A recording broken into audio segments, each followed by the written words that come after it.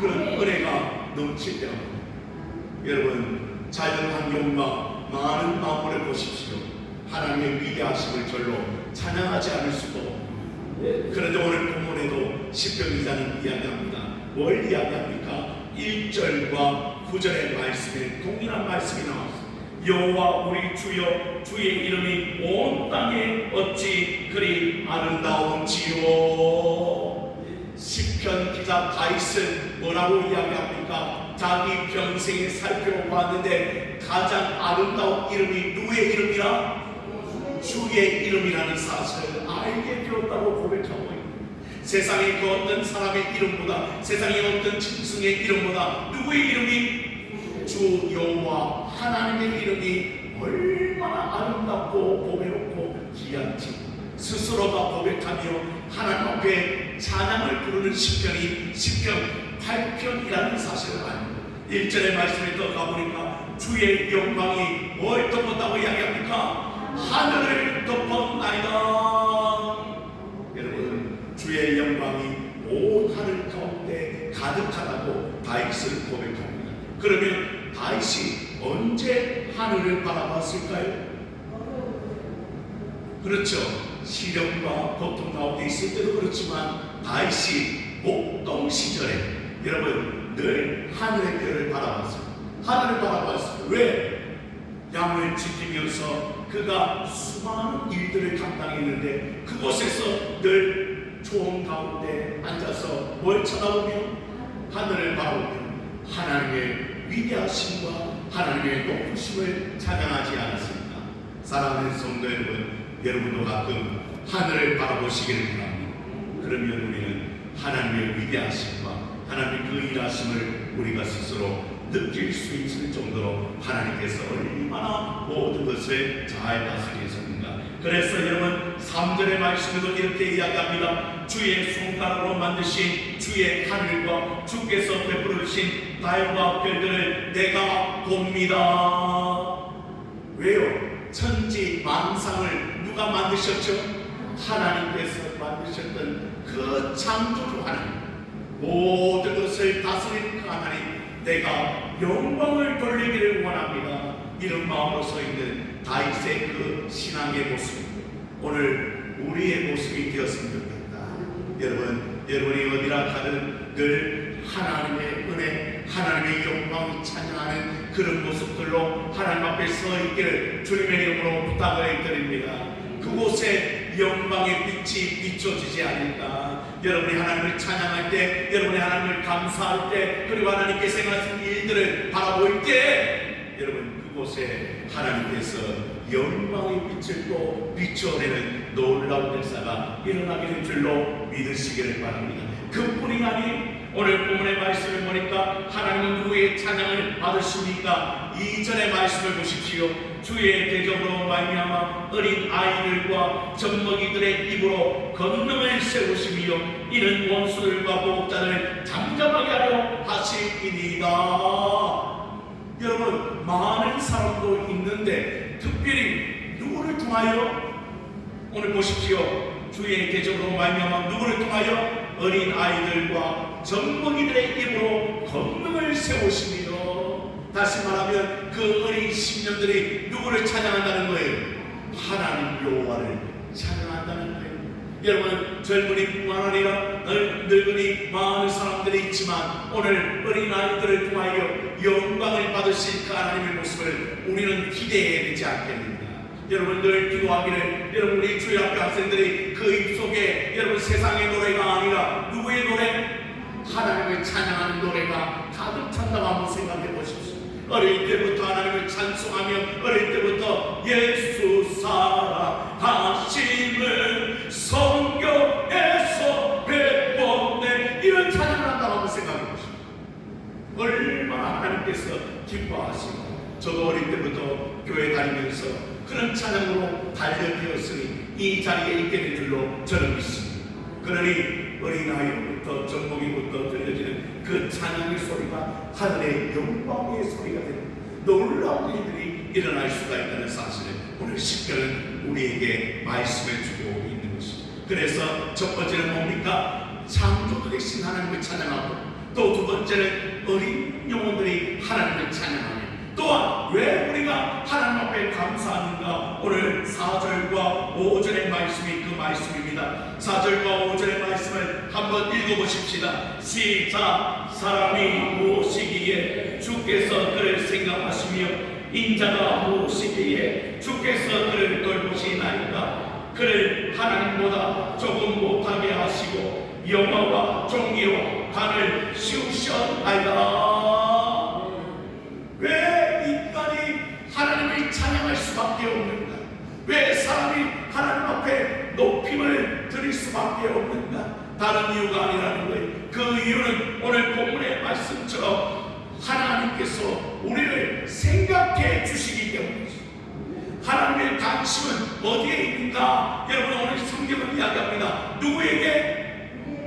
나에게, 우리에게 있다는 사실을 성경은 이야기하고 있는 것입니다. 보잘것없이 보이는 우리, 약한 존재 같은 우리, 이거는 모든 세상에서 가장 미약한 우리를 오늘 주님께서는 내가 너를 보고 있다고 말씀하시며, 내가 너를 관심을 가지고 있다고 말씀하시며, 그리고 시편 다윗은 이야기합니다. 나 같은 존재를 하나님께서 하나님보다 조금 못하게 하셨습니다. 무엇을 씌웠다? 영화와 종기로 간을 씌우셨습니다.